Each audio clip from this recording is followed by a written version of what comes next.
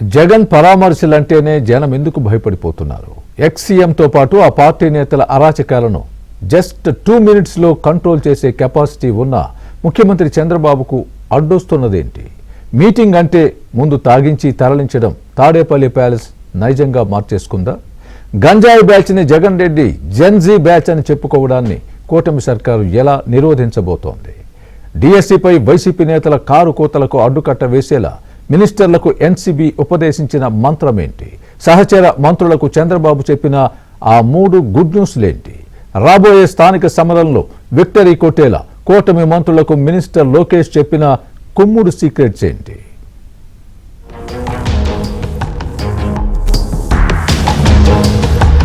ముఖ్యమంత్రి చంద్రబాబు అధ్యక్షతన కేబినెట్ సమావేశం జరిగింది. అధికారులను పంపించిన తర్వాత మంత్రులతో సుదీర్ఘంగా మాట్లాడారు సీఎం. పార్ట్ టైం పొలిటీషియన్ గా ఉన్న వైసీపీ అధ్యక్షుడు జగన్ రెడ్డి ఇటీవల ఏపీలో చేస్తున్న పరామర్శలు, ఆ సందర్భంగా జరుగుతున్న విధ్వంసకాండ, ఆందోళనలు ప్రస్తావించారు ముఖ్యమంత్రి. జగన్ సహా వైసీపీ నేతలు చేస్తున్న అరాచకాలను కంట్రోల్ చేయడానికి తనకు 2 నిమిషాలు చాలన్న సీఎం, వాళ్లు రాజకీయ ముసుగులో నేరాలు చేస్తున్నారని గుర్తు చేశారు. నిన్న దేవరపల్లిలో అడవి పందులు పొలాల్ని నాశనం చేసిన మాదిరి గొడ్డలి పార్టీ శ్రేణులు వ్యవహరించారు. పొగాకు రైతుల పరామర్శ పేరిట ఓ మహిళ చిరు వ్యాపారి పొట్టగొట్టి హిందూ దేవుళ్ల చిత్రపటాలు పగలగొట్టడం ఆక్షేపణీయమన్నారు. వైసీపీ కార్యకర్తలు, నాయకుల విధ్వంసకాండ సృష్టించారని, పొగాకు బేళ్లను తొక్కి నాశనం చేసి పరామర్శ ముసుగు తగిలించుకున్నారని ఆక్షేపించారు చంద్రబాబు. జగన్ పరామర్శలు అంటే ఏపీ జనం భయపడుతున్నారని, చాలా మంది రైతులు తనకు మెసేజ్లు పంపారని, వారిలో తమ పంట దెబ్బతిందని పొగాకు ఫార్మర్స్ మెసేజ్లు పంపిన విషయాన్ని సహచర మంత్రులకు వివరించారు ముఖ్యమంత్రి. చివరకు జగన్ పరామర్శలు అంటే జనం భయపడే పరిస్థితి వచ్చిందని, గంజాయి బ్యాచ్ ను జంజీ అని చెప్పుకోవటం గొడ్డలి పార్టీకి చెల్లిందని విమర్శించిన చంద్రబాబు, మీటింగ్ అంటే లైసెన్స్ ఇచ్చినట్టు మందు తాగించి తరలిస్తున్నారని, ప్రశాంతంగా ఉండే జిల్లాల్లో శాంతి భద్రతల సమస్య సృష్టిస్తున్నారని ఆవేదన వ్యక్తం చేశారు.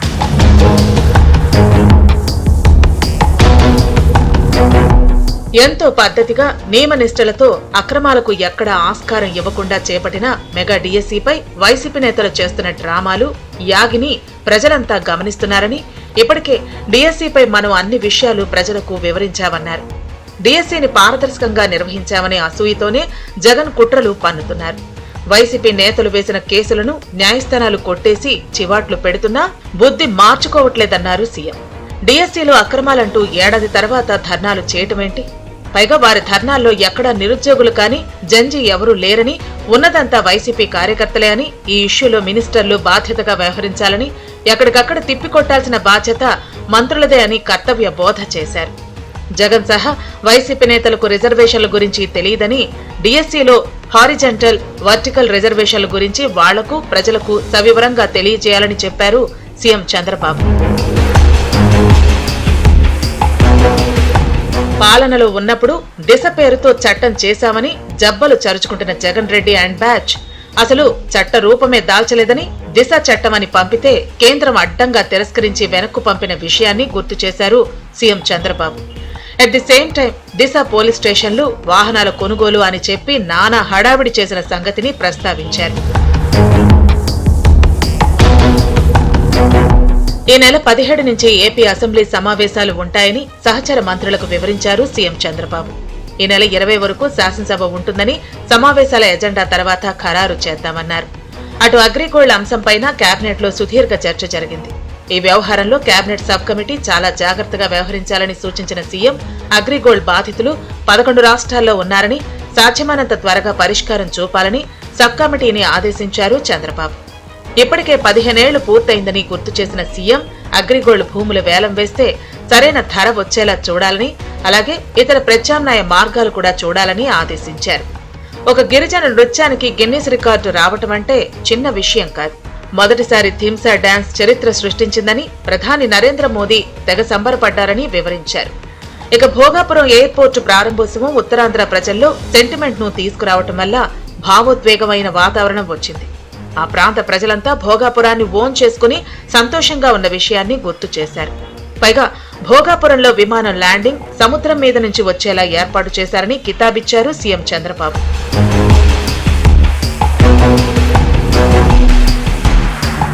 ఇక ఇక అమరావతిలో క్వాంటమ్ వ్యాలీ జనవరిలో ప్రారంభమవుతుందనే గుడ్ న్యూస్ చెప్పారు సీఎం చంద్రబాబు. యుఎస్ నుంచి తీసుకొచ్చే ఐబీఎం కంప్యూటర్లకు ఉన్న అడ్డంకులు తొలగిపోయాయని, నిన్ననే తనకు సమాచారం వచ్చిందని క్వాంటమ్ వ్యాలీ ఖుషీ కబురును సహచరులతో పంచుకున్నారు. ఆక్వాజోన్, నాన్ ఆక్వాజోన్ అనే తేడా లేకుండా ఆక్వా రైతులందరికీ 1100 కోట్ల విద్యుత్ రాయితీలు ఇచ్చిన విషయాన్ని మంత్రులకు గుర్తు చేశారు ముఖ్యమంత్రి చంద్రబాబు. ఆక్వా ఫీడ్ ఎక్స్పోర్ట్ ధరలు తగ్గించేందుకు కేంద్రం సానుకూలంగా ఉందని, 50% రేట్లు తగ్గించేందుకు ఎన్డీఏ సర్కారు సానుకూలం వ్యక్తం చేసిందని మరో గుడ్ న్యూస్ చెప్పారు సీఎం. స్వర్ణాంధ్ర 2047, వికసిత్ భారత్ ఈ 2 లక్ష్యాలను స్వాతంత్ర దినోత్సవం ప్రసంగాలలో మంత్రులు విధిగా ప్రస్తావించాలని సూచించారు ముఖ్యమంత్రి. ప్రకృతి పగబట్టిందా అన్నట్లుగా ఉండే ప్రకాశం జిల్లా పశ్చిమ ప్రాంత వాసుల వరప్రదాయిని అయిన వెలుగొండ ప్రాజెక్టును ఈ నెలాఖరులో ప్రారంభిస్తామని, ప్రకాశం జిల్లా ప్రజలకు మంచినీటి కోసం వెంటనే నీళ్లు ఇస్తామని ప్రకటించారు సీఎం. ఇదే సందర్భంలో ఎల్నినో గురించి కూడా ప్రస్తావించారు చంద్రబాబు.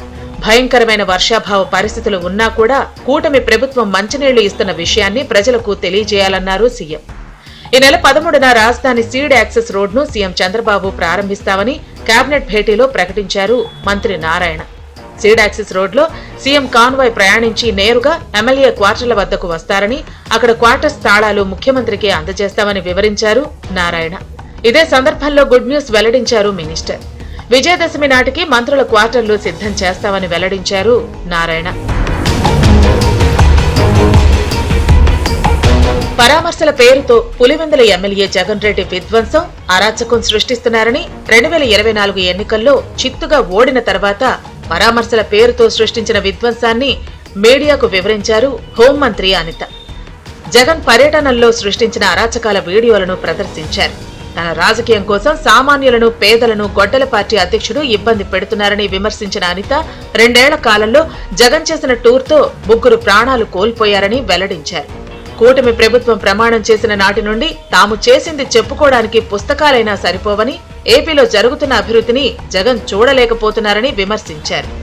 జగన్ ఎక్కడికి వెళ్లినా విధ్వంసాలు సృష్టించి ఉద్రేకాలు వచ్చేలా ఉసిగొలుపుతున్నారని విమర్శించారు హోంమంత్రి. గొడ్డలి పార్టీ అధ్యక్షుడు మళ్ళా తిరిగి అదే సేమ్ నైజాన్ని ఈరోజు ప్రయోగించడం. అతని వెనకాతలు ఏంటి ట్యాగ్ అంటే ఒక గొడ్డలి పార్టీ, ఒక పార్టీ ఉంది, ఆ పార్టీ అధ్యక్షుడు అన్న ఒకే ఒక కారణంతో ఈరోజు బల ప్రదర్శన చేసే పరిస్థితుల్లో ఈరోజు ఎక్కడికి వచ్చినా విధ్వంసాలు సృష్టించడం, ఉద్రేకాలను ప్రేరేపించడం, అరాచకాలు సృష్టించడం చేస్తూ ఉంటే మేము చూస్తూ ఊరుకోవాలా? ఈరోజు మేం చర్యలు తీసుకుంటా ఉంటే ఎవరో సైడ్ ఒక మనిషి బయటకు వస్తాడు, రెడ్ బుక్ రాజ్యాంగం, రెడ్ బుక్ రాజ్యాంగం. చట్టం తన పని తను చేసుకెళ్తుంది. ఇది రెడ్ బుక్ రాజ్యాంగం కాదు, ఇది ప్రజాస్వామ్యం, అంబేద్కర్ రాసిన రాజ్యాంగం. అంబేద్కర్ రాసిన రాజ్యాంగాన్ని అనుసరించే ఈరోజు మేము ఏదైనా చర్యలు తీసుకుంటున్నామంటే మేము తీసుకుంటున్నాం.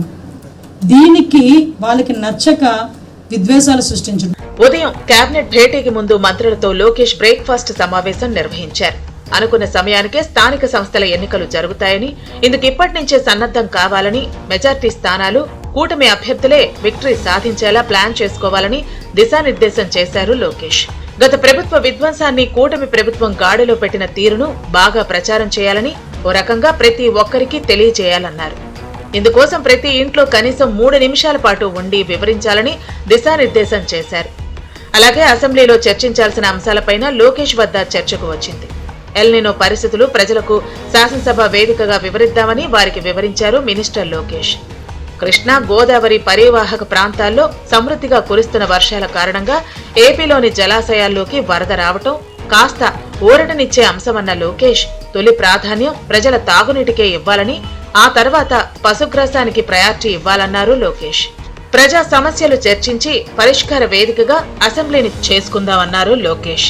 ఇక సర్ డ్రాఫ్ట్ నివేదిక వచ్చాక అర్హులెవరైనా ఓట్లు కోల్పోయి ఉంటే తిరిగి చేర్పించడంపై దృష్టి సారించాలని మంత్రులకు సూచించారు లోకేష్.